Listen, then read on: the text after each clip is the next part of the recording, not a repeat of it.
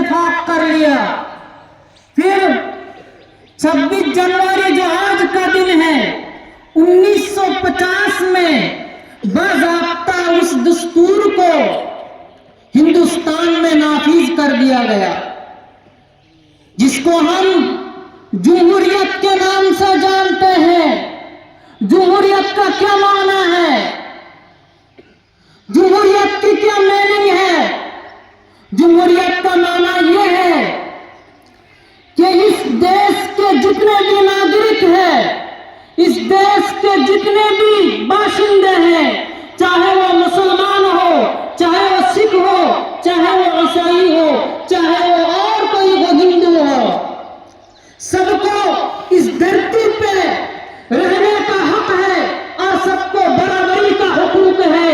سب کے درمیان انصاف کا پلہ چلے گا. کسی کے ساتھ ناانصافی نہیں کی جائے گی. کسی کے درمیان کوئی تفاوت اور کوئی فرق نہیں رہے گا. سارے لوگوں کے اتفاق سے یہ قانون ہندوستان میں نافذ ہوا. لیکن افسوس کی بات ہے آج ہمیں لے کر کے سوال اٹھایا جاتا ہے کہ اس دھرتی کی آزادی کے لیے، اس ہندوستان کی آزادی کے لیے تم لوگوں نے کیا کیا. اور تم لوگوں سے پوچھتا ہوں، بتاؤ تم نے کیا ہے؟ ہماری تاریخ کو، ہماری ہسٹری کو اٹھا کر دیکھو. ہمارے علماء نے کیا قربانی دی ہے، ہمارے اکابرین نے کیا قربانی دی ہے. اور جو قربانی انہوں نے دی ہے، تمہارے آباء اجداد 14 پشتوں کی پشتیں اس سلسلہ میں 1% کو بھی نہیں پہنچ سکتی. آج کہا جاتا ہے کہ 1857 سے جنگ آزادی شروع ہوئی. غلط ہے، غلط ہے. یہ تو مسلمانوں کی تاریخ کو، قربانی کو، مسلمانوں کی ہسٹری کو بھلانے کے لیے ناپاک سازش ہو رہی ہے. صرف 1857 سے نہیں بلکہ جب سے انگریز اس دیش پہ آئے اور قبضہ جمانے کی کوشش کی، کئی بڑے بڑے صوبوں پر قابض ہو گئے، تو اس وقت شاہ ولی اللہ محدث دہلوی نے راجاؤں کو خط لکھا کہ آؤ مقابلہ کرے، انگریز کو اس دیش سے ہٹائے. کہاں ہے وہ تاریخ؟ اس کے بعد ان کے بیٹے شاہ عبدالعزیز نے باضابطہ ایک لمبی تحریر کی شکل میں انگریز کے خلاف فتویٰ جاری کیا کہ انگریز کے خلاف جہاد فرض ہو چکا ہے. کہاں ہے وہ تاریخ؟ آج ٹیپو سلطان کے بارے میں کہا جاتا ہے کتابوں میں ان کی ہسٹری موجود ہے لیکن وہ ناقص ہے. ان کی جو تصویر ہے اس میں ڈرگی نہیں گئے. بتاؤ ان کی ڈرگی کہاں گئی؟ وہ تو تہجد کی نماز بھی نہ چھوڑتے تھے، نبی کی سنت کو بھی نہ چھوڑتے تھے. وہ تو صاحب ترتیب تھے. مسجد بنائی، مسجد بنانے کے بعد کہا کہ اس مسجد میں وہی شخص امامتی کرے گا جو صاحب ترتیب ہو. خدا کی قسم کسی کو ہمت نہ ہوئی. ٹیپو سلطان آگے بڑھا اور امامت کی اور بتایا کہ میں اس راز کو فاش نہیں کرنا چاہتا تھا، اس کو چھپانا چاہتا تھا، لیکن دکھ کی بات ہے آج مجھے اس کو ظاہر کرنا پڑا. بتاؤ ان کی ڈرگی کہاں گئی؟ جو کتابوں میں موجود ہے، جو بکس میں موجود ہے، ان کی تصویر وہ غلط ہے، 100% غلط ہے. اس کے بعد ہمارے اس ہندوستان پہ جب انگریز آیا اس وقت 1661 پہ انگریز نے اس ہندوستان پہ اپنا قدم رکھا. اس کے بعد دھیرے دھیرے اس ہندوستان پر قبضہ جمانے کی کوشش کی. 1608 میں ایسٹ انڈیا کمپنی جو تجارتی قافلہ کے نام سے جانا جاتا تھا، بادشاہ جہانگیر کو دھوکہ دے کر کے اس ہندوستان پہ انہوں نے کمپنی کھولی اور اس ہندوستان کو دھیرے دھیرے قبضہ کرنے کی کوشش کی. بنگال میں ایک لڑکا اٹھتا ہے، جاگتا ہے، اس کا نام کیا ہے؟ نواب سراج الدولہ. اس نے ہندوستان میں سب سے پہلے انگریز کے خلاف جہاد کیا، جنگ لڑی. جب یہ چلے گئے، شہید ہو گئے، کچھ اپنوں کی غداری کی وجہ سے اور دشمنی کی وجہ سے، لالچ اور حرص و طمع کی وجہ سے، کینہ و بغض کی وجہ سے جب اس ہندوستان میں وہ شہید ہو گئے، اس کے بعد شاہ ٹیپو سلطان جس کو ہم جانتے ہیں وہ شہید رحمت اللہ علیہ آنے کے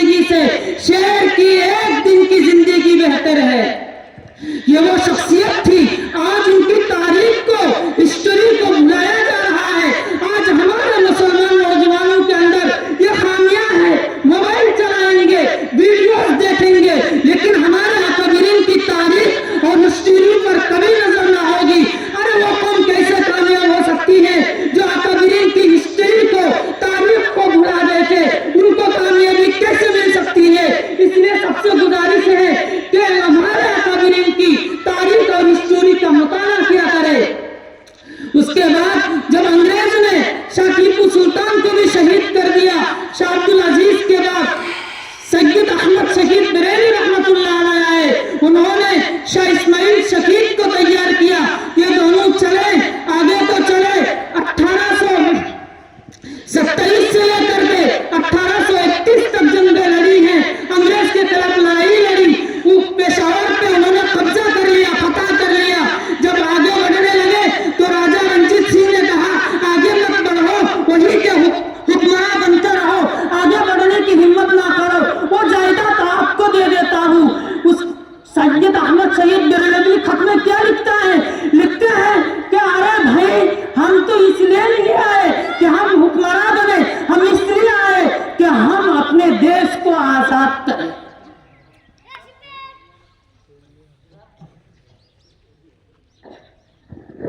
उसके बाद इन दोनों को, शाह इस्माइल शकीद और सैयद अहमद शहीद बरेलवी रहमतुल्लाह अलैहिमा, इन दोनों को बालाकोट में शहीद कर दिया गया है। शाह इस्माइल शहीद कौन नहीं जानता?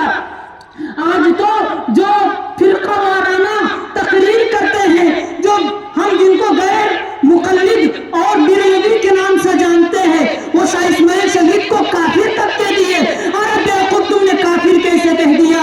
वो कितने बड़े आशिक रसूल थे।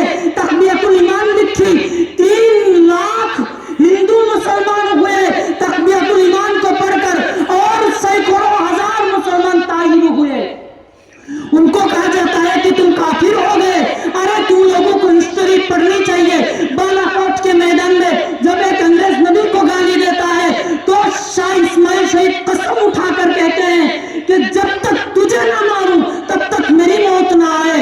उसके बाद शाह इस्माइल शहीद पर किसी ने तलवार से पीछे से हमला कर दिया तो शाह इस्माइल शहीद कहते हैं, या अल्लाह, मेरी मौत उस वक्त तक ना आए जब तक मैं शातिम रसूल, गुस्ताख रसूल को कत्ल ना करूं। उन्होंने उसी हालत में उस गुस्ताख के पीछे दौड़ लगाई और दौड़ लगाकर उसके पास गया, खंजर उसको मारा, मारकर खुद शहीद हो गए, दुनिया से चले गए, उसको भी निमटा के गए। कितना बड़ा आशिक रसूल था। बेवकूफा, आज उन्हीं को काफिर कहते हो, शर्म नहीं आती है? अलगज में बता रहा था कि हमारे अकाबिरीन ने क्या कुर्बानी दी जब ये दोनों हज़रत शहीद हो गए। उसके बाद 1856 में दिल्ली में एक मीटिंग मुनाकिद हुई। उसके अंदर बड़े बड़े उलमा शरीक हुए।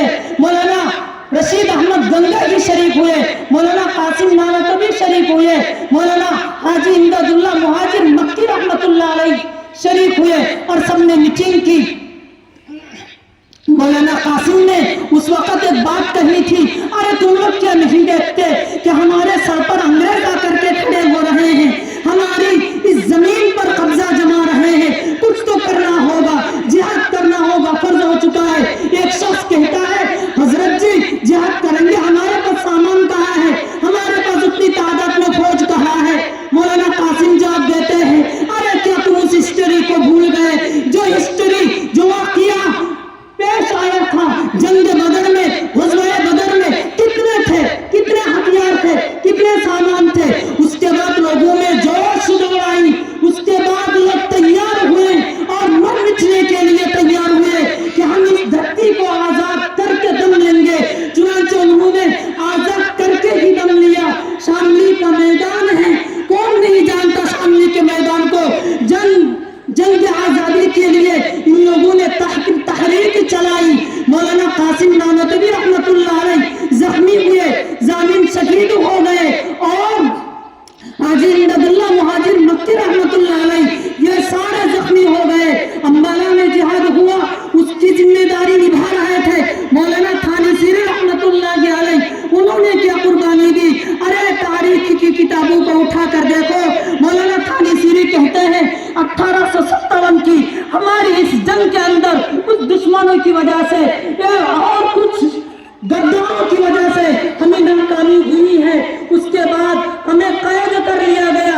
मौलाना थानी सीरी कहते हैं हमें जेल के सलाखों में डाला गया, हमारे पैरों को बेड़ियों से जकड़ा गया है, हमारे बदन में लोहे के कपड़े पहनाए गए हैं, वो भी चुभ पिंजरे वाले लोहे, उसके बाद सलाखों में डाला गया, लोहे के पिंजरे में उनको डाले गए। और फरमाते हैं हमें एक गाड़ी में मालगाड़ी के डब्बा में क्योंकि पिंजरा में डाल दिया गया, ना हम उस पिंजरा में सो पाते थे, ना बैठ पाते थे, ना खड़ा रह पाते थे।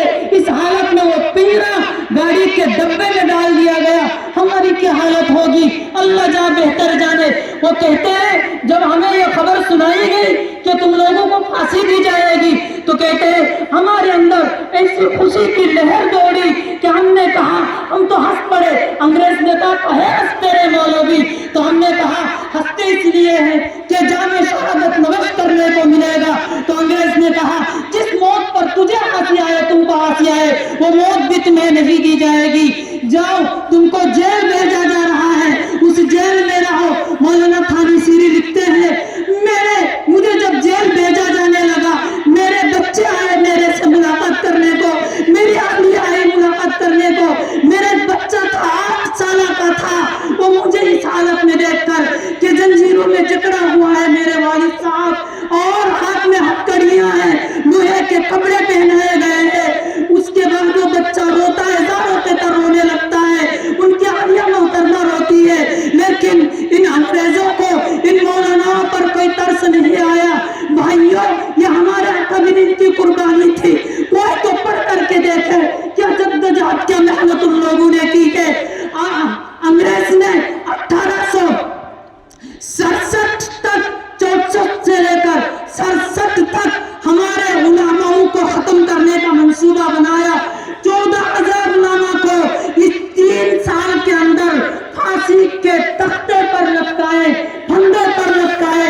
दिल्ली की चांदनी चौक से लेकर के हैदर तक कोई एक दरख्त भी ऐसा बाकी नहीं बचा था जिसके अंदर, जिसकी टहनी पे हमारे उलमा की गर्दानें ना लटक रही हो। इतने बेदर्दी से हमारे उलमाओं को शहीद कर दिया। 14,000 उलमा, वो भी उस जमाना में, ये मामूली सी बात है। हमें पूछते हो कि तुमने किया, अरे हम पूछते हैं कि तुम क्या करते हो। अरे तुमको तो बनी बनाई रोटी, पकी पकाई हुई रोटी मिल गई, जुहा पर बैठे बड़ी बड़ी बात करते हो, जमहूरियत की खत्म करने की बात करते हो। अरे कोई माई का लाल है जो इस जमहूरियत को खत्म कर सके। हम जब तक जिंदा है इस जमहूरियत को इंशाअल्लाह बाकी रखेंगे। उसके बाद हमारे अकाबिरों को मारे इस तौर पर गए हैं। खुद एक मुअर्रिख लिखता है कि मैंने देखा कि लाहौर की मस्जिद के सहन में फांसी का फंदा बनाया गया। रोजाना 80 उलमा को लाए जाते थे और फांसी के फंदे पर लटकाए जाते थे। वहां पर जो दरिया रावी थी, उस दरिया पे उन लोगों को बोरियों में डालकर भर करके डाला जाता था, ऊपर से गोली का निशाना बनाया जाता था। ये थे हमारे अकाबिरीन। वो अंग्रेज मुअर्रिख लिखता है कि दिल्ली में मैं अपने खीमे में मौजूद था तो देखता हूँ कि बदबू आ रही है। बाहर निकला तो देखा कि 40 उलमा को नंगे करके आग में डाला है और आग में पक रहे हैं। उसके बाद में देखता हूँ और 40 उलमा लाए जाते हैं। उनसे कहा जाता है देखो इनकी जो हालत हुई तुम्हारी भी वही हालत होगी, लेकिन अगर तुम ये कह दो कि हम 1857 की जंग आजादी में नहीं थे तो हम तुमको छोड़ देंगे, कुछ भी ना कहेंगे। थॉमसन कहता है, वो अंग्रेज मुअर्रिख कहता है, मुझे पैदा करने वाली जात की कसम, मैं कसम उठाकर कहता हूँ कोई एक आलिम भी ऐसा नहीं निकला जो अपना सर उन कुत्तों के सामने, उन गुंडों के सामने, उन नाजायज औलाद, नापाक औलाद के सामने झुकाया हो। हम उनके औलाद हैं, किसी के सामने अपना सर झुकाने वाले नहीं है।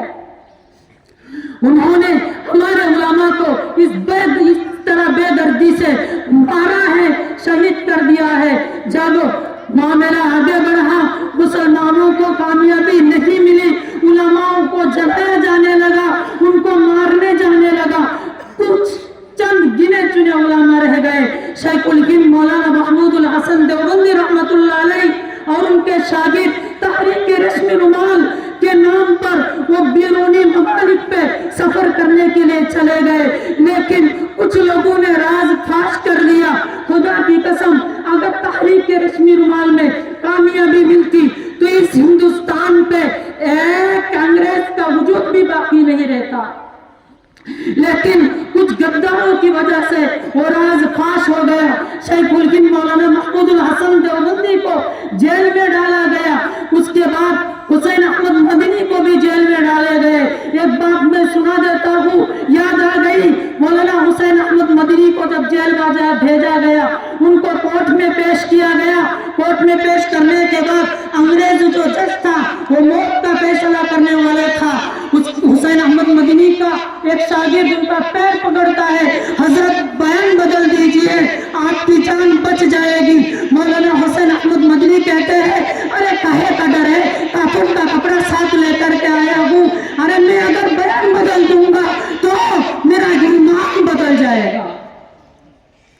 किस कदर बड़ी हस्ती थी, क्या जान थी उनके अंदर, जो इस देश की खातिर और इस मुल्क की खातिर उन्होंने कुर्बान कर दी है। आज हमारे ऊपर एतराजात होते हैं। अलगर्ज मैं बता देता हूँ, उसके बाद शेखुल हिंद महमूदुल हसन देवबंदी जब 1920 को हिंदुस्तान रहा होकर आए तो उन्होंने जमीयत उलमाए हिंद को मशवरा दिया कि इस मुल्क के अंदर एक ऐसा तरीका होना चाहिए, एक ऐसा झंडा होना चाहिए जिसके तहत सारे लोग मिलकर जिहाद किया करें। और उसका तरीका यह अपनाया जाए कि कांग्रेस जो नेशनल पार्टी है इंडिया के, उस जमाना में उसका वजूद हो चुका था और उन्होंने भी कुछ काम किया है अंग्रेज के खिलाफ। तो कहा कि सारे एक साथ हो जाएं, एक झंडा हो और सब के सब उस झंडा को लेकर उसके तहत आकर जिहाद लड़ा करें। उसके बाद हिंदुस्तान छोड़ो की तहरीक चलाई गई।